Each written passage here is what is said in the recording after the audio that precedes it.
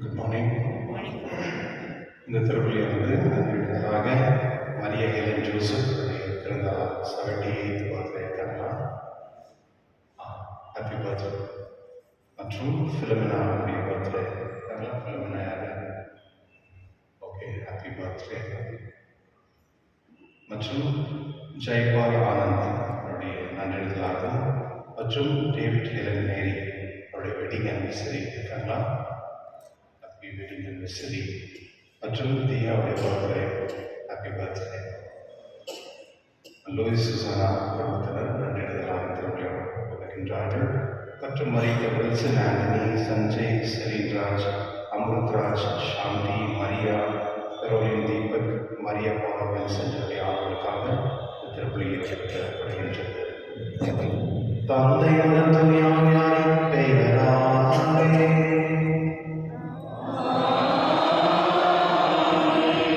நம் ஆண்டவராகிய இயேசு கிறிஸ்துவின் கருணையும் தூய ஆவியாரின் நட்புறவும் உங்கள் அனைவரோடும் இருப்பதாக.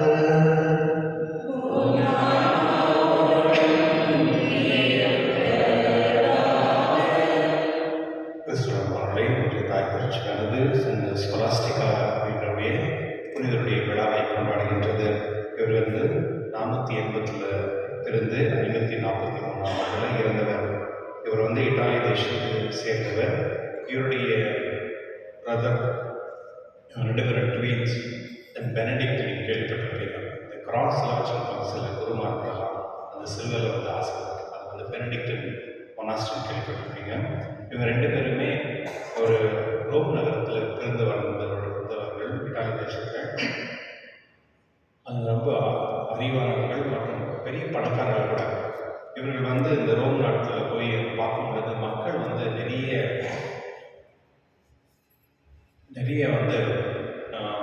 இந்த உலகத்தை சார்ந்த வாழ்க்கை வாழ்கிறதுனால இவங்க ரெண்டு பேருமே ஒரு தனியாக போயிட்டு கடவுளுக்கு நன்றிடுதலாகவும் தியானத்தோடு தொடங்குகிறார்கள். அந்த பக்கம் அவர் பெனடிக்ட் மொனாஸ்ட்ரி ஸ்டார்ட் பண்ணுறாரு. அவங்க அண்ணனுக்கு ஏற்ற மாதிரி சென்ட் ஸ்கொலாஸ்டிகா இந்த கன்னியாஸ்திரியுடைய பெனடிக்ட் ஆர்டரில் அவங்க கொண்டு போகிறாங்க. இவங்க ரொம்ப நாளுக்கு பிறகு இவங்க சந்திக்கும் பொழுது எல்லாமே பேசுறது வரும் கடவுள் தான் பேசுவாங்க. நம்ம வீட்டில் நம்ம என்ன பண்ணுறோம், யாருன்னா வீட்டுக்கு நம்ம போயிட்டு பார்க்கும்போது ரொம்ப நாள் ஆயிடுச்சு, வாங்க உட்காருங்க, அதெல்லாம் பேசுவோம். உங்கள் கதை, அந்த கதை, மற்றொரு கதைலாம் பேசுவோம். ஆனால் இவங்க எப்போதெல்லாம் சந்திப்பாங்களோ கடவுள் பற்றியே சந்திப்பாங்க, கடவுள் பற்றியே பேசுவாங்க.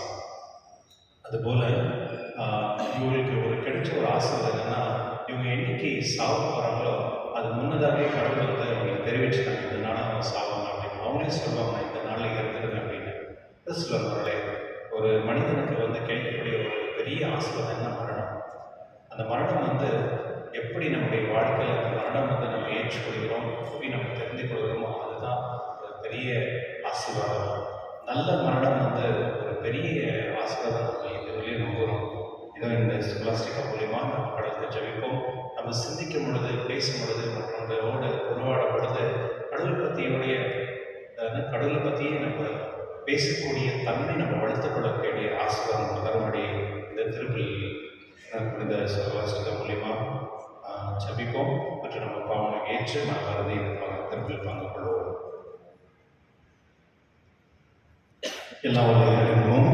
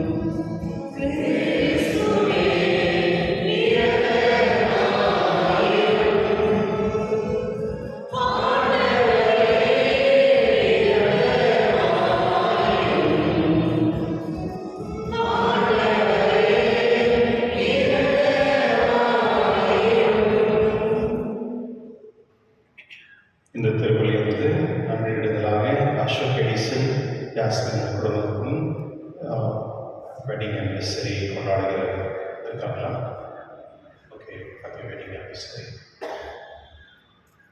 ஜெபிப்போமாக.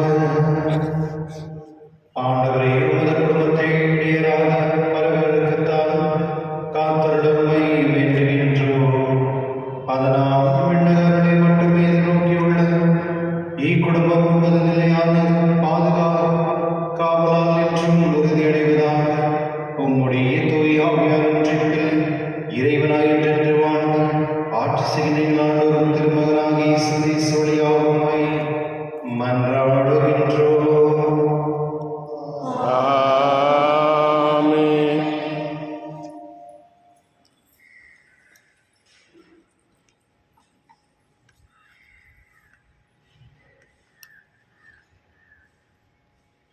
அரசர்கள் முதல் நூலிலிருந்து வாசகம். அந்நாள்களில் சாலமோன் ஆண்டவரின் பலிபீடத்தை நோக்கி நின்று கொண்டு இஸ்ரேல் சபையார் அனைவர் முன்னிலையிலும் வானத்திற்கு நேரே தம் கைகளை உயர்த்தி மன்றாடியது. இஸ்ரேலின் கடவுளாகிய ஆண்டவரே, மேலே விண்ணிலும் கீழே மண்ணிலும் உம்மை போன்ற வேறு கடவுள் யாரும் இல்லை. உமது முன்னிலையில் முழு உள்ளத்தோடு உமக்கு கீழ்ப்படிந்து நடக்கும் உம்முடைய அடியாருக்கு உமது உடன்படிக்கையின்படி தவறாத பேரன்பு காட்டி வருகிறேன். கடவுள் உண்மையில் இந்த மண்ணுலகில் தங்கியிருப்பாரா? வானமும் வான மண்டலங்களும் உம்மை கொள்ள இயலாதிருக்க நான் கட்டியுள்ள இக்கோவில் எப்படி உம்மை கொள்ளும்? என் கடவுளாகிய ஆண்டவரே, அடியான் செய்கிற வேண்டுதலையும் விண்ணப்பத்தையும் கேட்டருளும். அடியான் இன்று முன்னிலையில் எழுப்பும் கூக்குரலுக்கும் செய்யும் வேண்டுதலுக்கும் செவிசாய்த்தருளும். என் பெயர் இவ்விடத்தில் விளங்கும் என்று இக்கோவிலை பற்றி நீர் சொல்லியிருக்கிறீர். இவ்விடத்தில் அடியான் செய்யும் வேண்டுதலை கேட்டறிவதற்காக இரவும் பகலும் உமது கண்கள் இதனை நோக்கி இருப்பனவாக. அடியானின் விண்ணப்பத்திற்கும் இவ்விடத்தை நோக்கி செய்கிற மக்கள் இஸ்ரேலர் வேண்டுதலுக்கும் செவிசாய்ப்பீராக. உமது உறைவிடமாகிய விண்ணகத்திலிருந்து கேட்டு அருள்வீராக. கேட்டு மன்னிப்பு அருள்வீராக.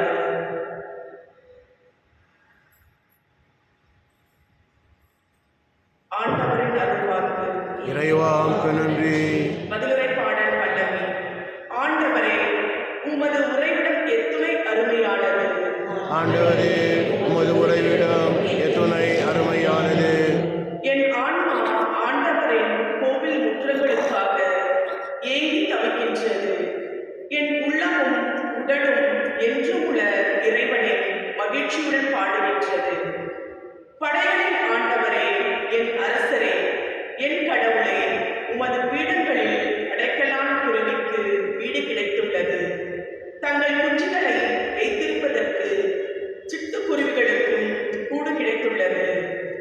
ஆண்டவரே, உமது உறைவிடம் எத்துணை அருமையானது. உமது இல்லத்தில் தங்கியிருப்போர் நற்பேறு பெற்றோர். அவர்கள் எந்நாளும் உம்மை புகழ்ந்து கொண்டே இருப்பார்கள். எங்கள் கேடயமாகிய கடவுளே, கண்ணோக்கும் நீர் திருப்பொழிவு செய்வரின் முகத்தை கனிவுடன் பாரும். ஆண்டவரே, உமது உறைவிடம் எத்துணை அருமையானது. வேற்றிடங்களில் வாழும் 1000 நாள்களிலும் கோவில் முற்றங்களில் தங்கும் ஒரு நாளே மேலானது. பொல்லாரின் கூடாரங்களில் குடியிருப்பதிலும் என் கடவுளது இல்லத்தின் வாயிற் காவலனாய் இருப்பதே இனிமையானது. ஆண்டவரே, உமது உறைவிடம் எத்துணை அருமையானது. ஏனெனில் கடவுளாகிய ஆண்டவர் நமக்கு கதிரவனும் கேடயமாய் இருக்கிறார். ஆண்டவர் அருளையும் மேன்மையையும் அளிப்பார். மாசற்றவர்களாய் நடப்பவர்களுக்கு நன்மையானவற்றை வழங்குவார். ஆண்டவரே, உமது உறைவிடம் எத்துணை அருமையானது.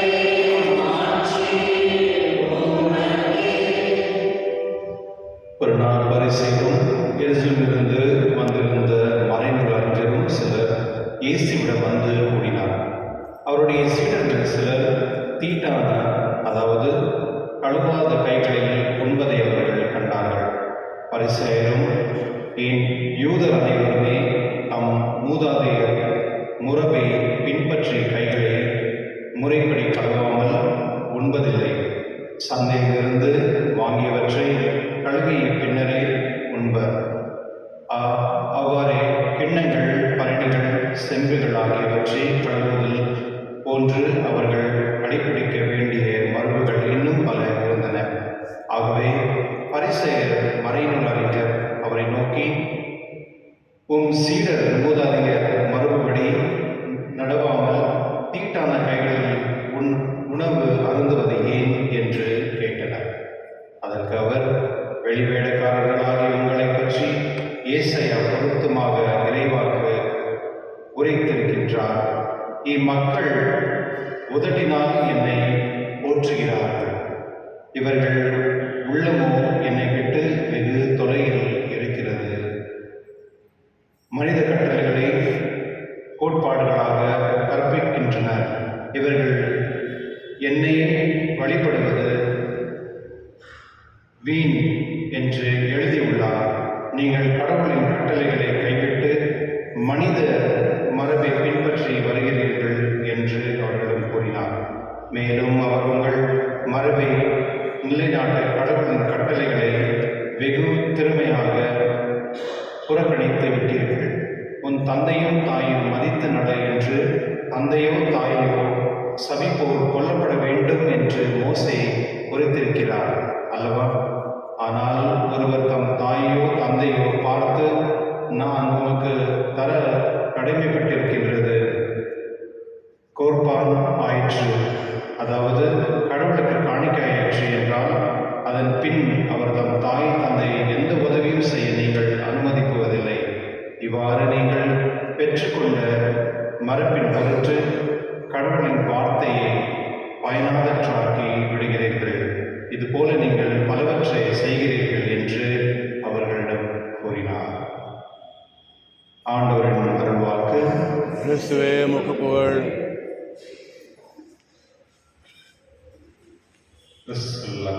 சகோதர சகோதரிகளே, ஒரு நாட்டில் ஒரு அரசு இருந்தான். அந்த அரசை பயங்கர முட்டாள்.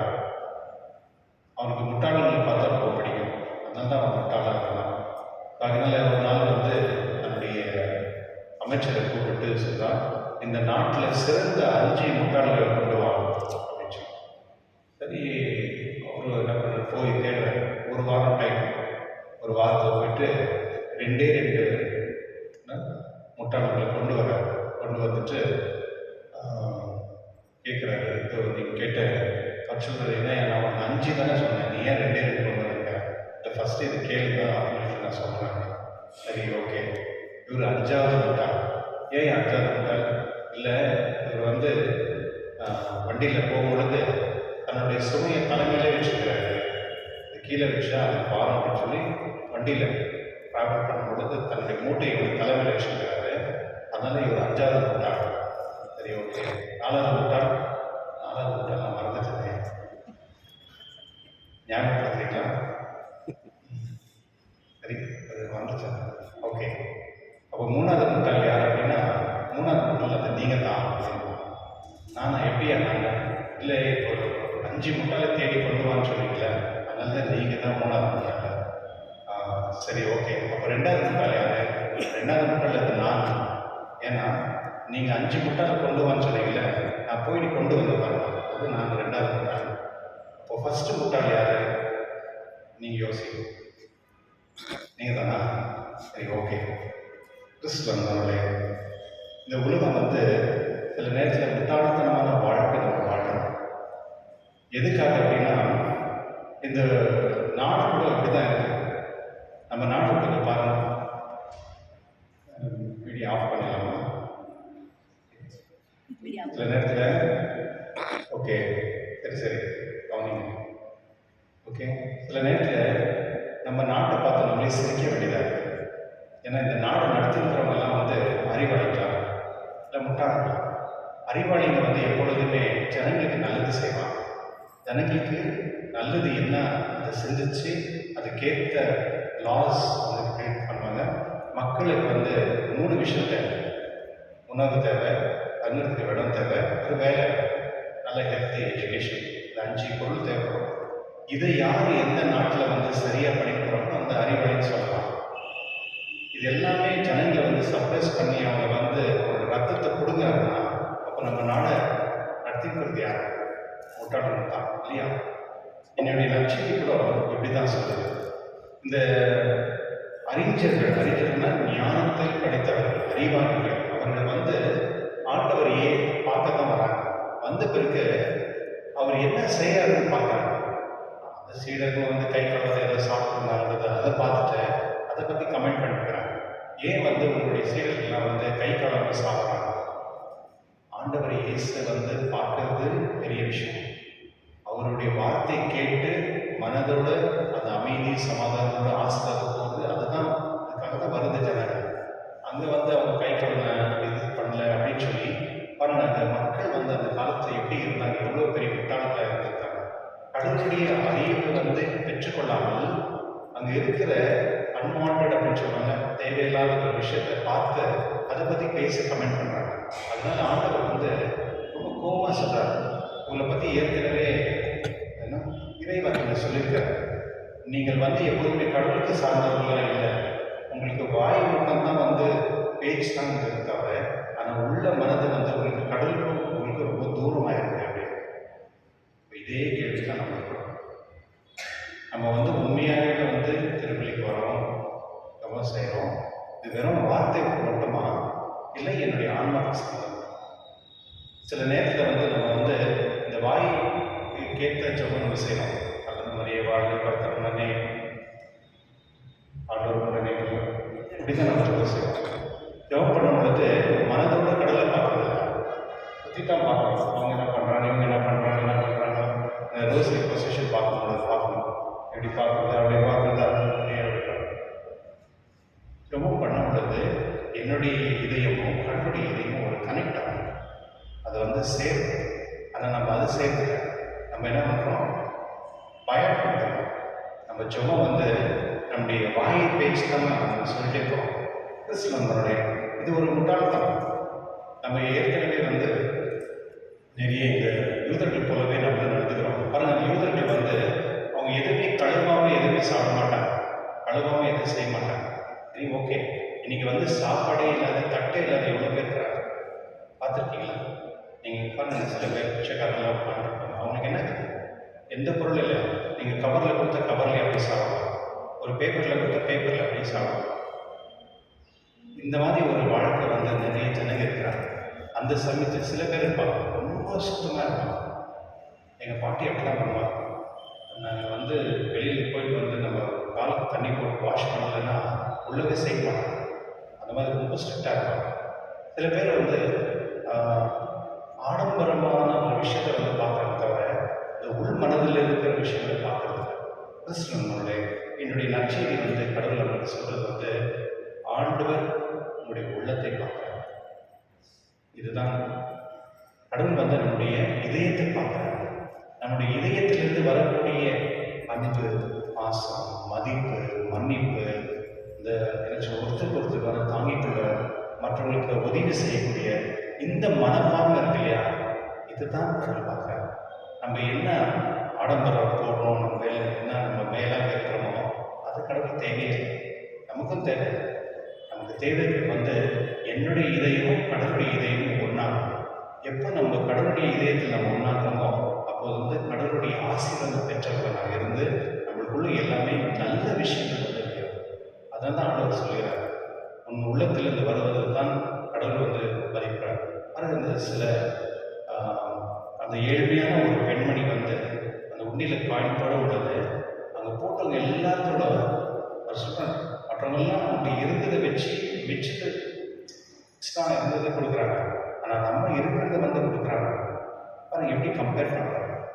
கடவுள் வந்து எது மதிக்கிறாருன்னா தன்னுடைய உள் மனதை வந்து கடவுள் வந்து பார்க்கிறார், அதை ஆஸ்வதிக்கிறார்னு சொல்றாரு. இது போல தான் நம்முடைய வாழ்க்கை இருக்க வேண்டும். நம்ம எப்பொழுதெல்லாம் வந்து நம்ம கடவுள் வந்து நம்ம இதயத்தோட நம்ம வந்து கனெக்ட் பண்ணிக்கிறோம். நம்ம இதயத்தில் நம்ம என்ன சிந்திக்கிறோம், என்ன நம்ம யோசிக்கிறோம், அது கடவுளுக்கு சார்ந்த எப்படி சொலாஸ்டிக்கா வந்து அவங்க யாரை மீட் பண்ணாலும் கடவுள் பற்றி தான் பேசுவாங்க. நம்ம என்ன பண்ணுறோம், யாருன்னா மீட் பண்ணி அங்கே அப்படின்னா கதை பேசுகிறோம், அவங்க பற்றி இவங்க பற்றி, இவங்க என்ன அவங்க என்ன. ஒரு கேங் இருக்குது நம்ம சர்ச்சில், பூசை முடிச்ச பிறகு ஒன்றா சேர்ந்துடும். வெறும் கதை பேசுறதுதான், இது சொன்னாங்க அது சொன்னது பண்ணது, அது ஒரு ஈவல் ஸ்பிரிட்டு. ஏன்னா அவங்க வந்து எத்தனை பேர் வந்து பூசை முடிச்ச பிறகு கடவுள் நம்மகிட்ட இது பேசுகிறாரு, கடவுளுடைய வார்த்தை நல்லா இருந்தது, ஃபர்ஸ்ட் ரீடிங் எப்படி இருந்தது, காஸ்பல் வந்து நம்மளுக்கு எப்படி இருந்தது, யார் பேசுறது? கிறிஸ்தவர்களே, நல்லதை பற்றி சிந்திச்சு நல்லதை பற்றியே நம்ம உள்ளத்தோடு வரும்பொழுது கடவுள் நம்மளை ஆசீர்வதிப்பார். அதனால இந்த திருவள்ளில் வந்து நாம் ஜெபிப்போம்.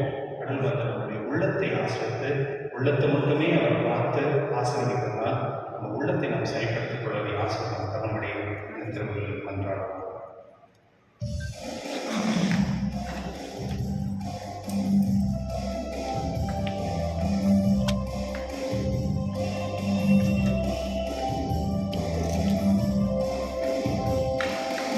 எல்லாம் தருகின்றேன் தந்தாய் என்னையும் தருகின்றேன், எல்லாம் தருகின்றேன் தந்தாய் என்னையும் தருகின்றேன்.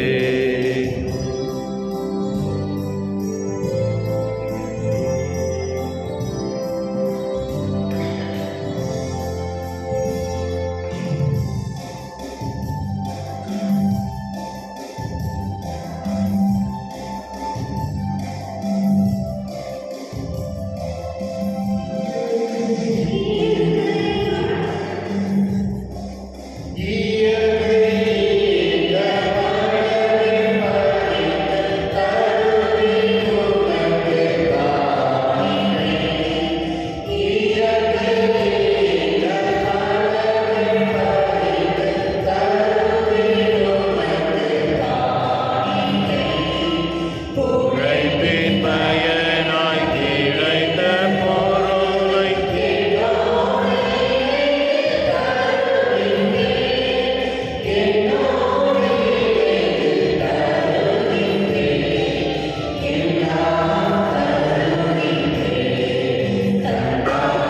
என்னையும் தருகின்றேன், எல்லாம் தருகின்றேன் தந்தாய் என்னையும் தருகின்றேன். சகோதர சகோதரர்களே, ஒரு திருவள்ளில் அவர் தந்தையாக ஏற்றதாகும்படி ஆண்டவர் தமது பெயரின் புகழ்ச்சிக்காகவும் ஆட்சிக்காகவும் நமது நன்மைக்காகவும் புனித திராவை அனைத்து நலனுக்காகவும் உமது கையிலிருந்தவர் ஏற்றுக்கொள்வாராக. ஆண்டவரே, எங்கள் இறைவா, வலுப்புறவற்றை எங்களுக்கு உதவியாக பொருள்களை படைத்திருக்கின்றீர். அதனால் இவை எங்களுக்கு நிறைவாழ்வு அடையாளமாக மாறிவரலாக. எங்கள் ஆண்டவராக கிறிஸ்துவினால் உம்மை மன்றாடுகின்றோம். ஆமென். ஆண்டவர் உங்களோடு இருப்பாராக. உம் ஆன்மாவோடும் இருப்பாராக. எங்களை ஆண்டவரிடம் எடுத்துங்கள். ஆண்டவரிடம் எழுப்பியுள்ளோம். நம் இறைவனாகிய ஆண்டவருக்கு நன்றி கூறுவோம். அது தகுதியும் நீதியும் மானதே. ஆண்டவரே, பரிசுத்த எல்லாம் நித்திய இறைவன் எங்கள் ஆண்டவராக கிறிஸ்துவியாக எந்நாளிடத்தில் நாம் உமக்கு நன்றி செலுத்துவதையாகவே தகுதி நீதிமாகும் எங்கள் கடமையும் மீட்புக்குரிய செயலுமாகும்.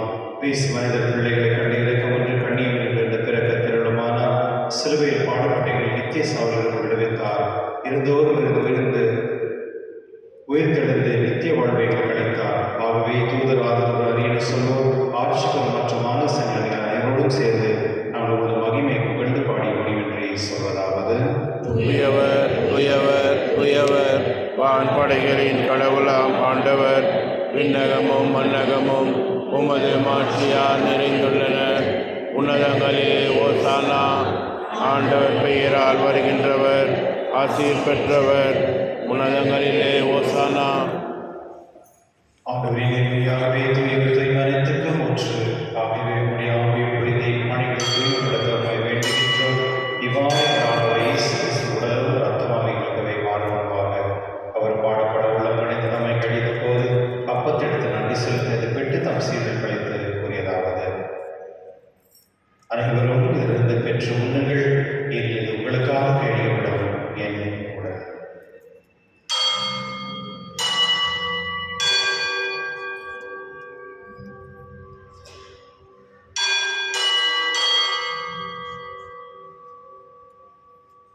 அவனமே இரவிருந்தி அருந்திய பின் கிண்ணத்தில் எடுத்து மீண்டும் உமக்கு நன்றி கூறி தம் சீடர்களுக்கு அவர் கூறியதாவது: அனைவரும் இதிலிருந்து பெற்று பலன்கள்.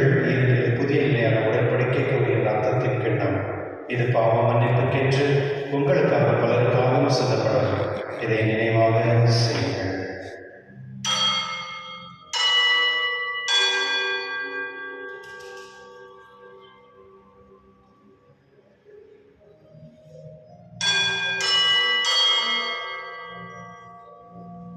நம்பிக்கையின் மறைபொருள்.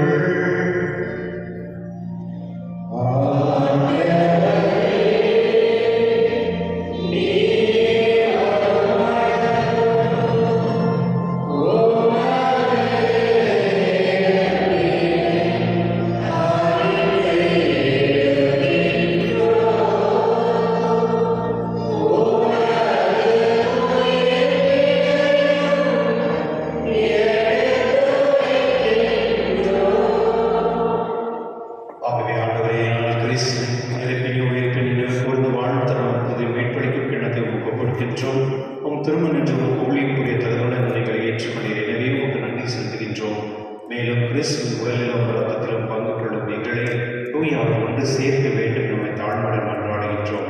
ஆண்டவரே, உலகிலும் பரவிருக்கும் அது திருவையை நினைவு கூர்ந்தருடன் எங்கள் திருத்தந்தை லியோ, எங்கள் ஆயர் பீட்டர், எல்லா திருநங்கராக இதனோடும் உங்கள் திருவில் அன்பின் நினைப்பெற செய்கிறோம்.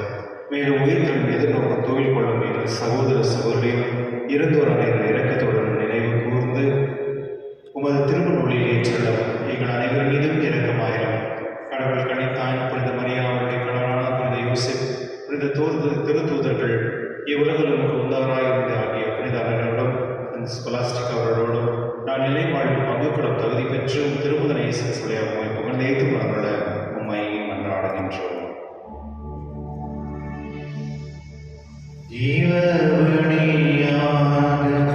இவரோடு இவரில் எல்லாம் இறைவனாகிய தந்தை தூயாவியாரின்றி எல்லா புகழும் ஆட்சியும் என்றென்றும் உமக்கு உரியதே.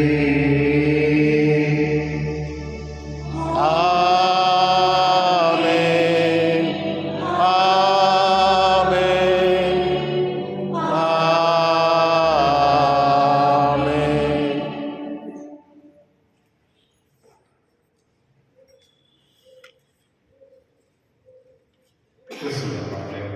சில குடும்பத்தில் வந்து நான் பார்ப்பேன், ரொம்ப ஏழ்மையாக இருக்காங்க.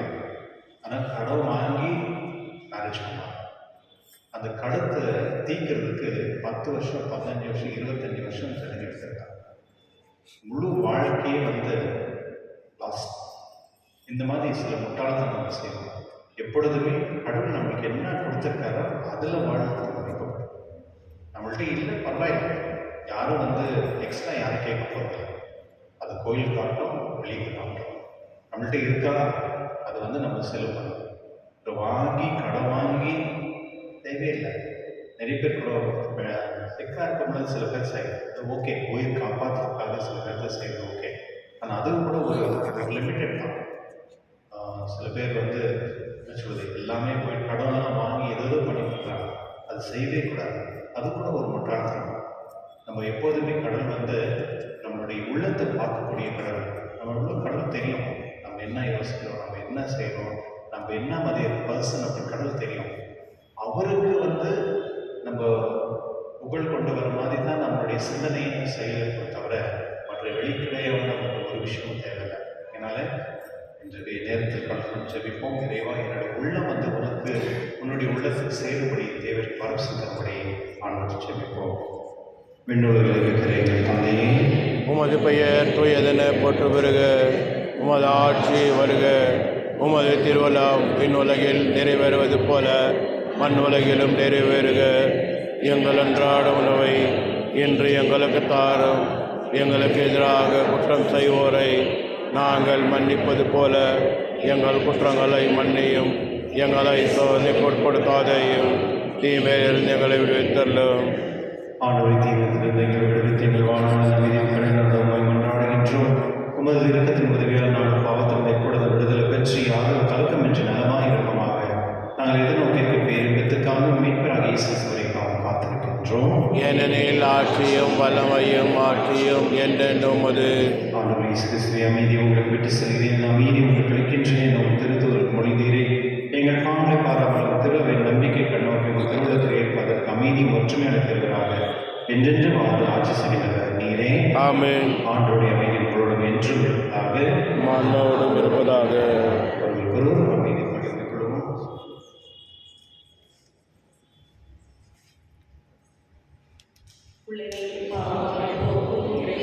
சமரியே, எம்மேல் இரக்கம் வையும். உலகின் பாவம் போக்கும் இருநின் சமரியே, எம்மேல் இரக்கம் வையும். உலகின் பாவம் போக்கும் இருநின் சமரியே, எமக்கு அமைதி அருளும்.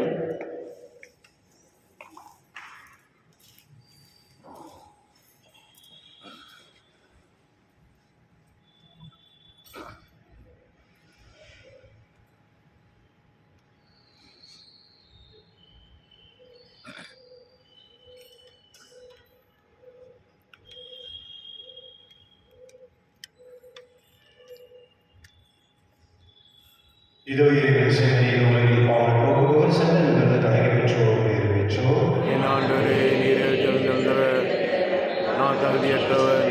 ஆனால் ஒரு வார்த்தை மட்டும் சொல்லியறலும் எனது ஆன்மா நலமடையும்.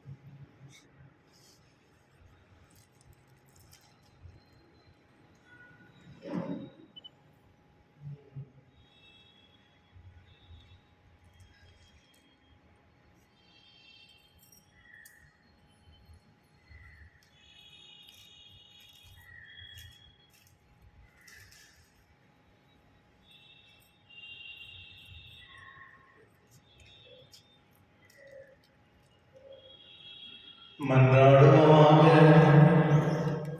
இறைவா, ஒரே அப்பத்திலும் ஒரே கிண்ணத்திலும் நாங்கள் பங்கேற்க திருவுள்ளமானீரே. 14 கிறிஸ்தவ மக்கள் நாங்கள் ஒன்றிணைக்கப்பட்டு உலகின் மீட்புக்காக நற்கனி தந்து மகிழ்ந்து வாழ எங்களை அருள் புரிகிறார். எங்கள் ஆண்டவர் கிறிஸ்துவின் உம்மை மன்றாடுகின்றோம். ஆமென். ஆண்டவர் உங்களோடு இருப்பாராக. உம் ஆன்மாவோடும் இருப்பாராக. எல்லாம் வல்ல இறைவன், தந்தை, மகன், தூய ஆவியார் அனைவரையும் ஆசீர்வதிப்பாராக. ஆமென். சென்று வாருங்கள்,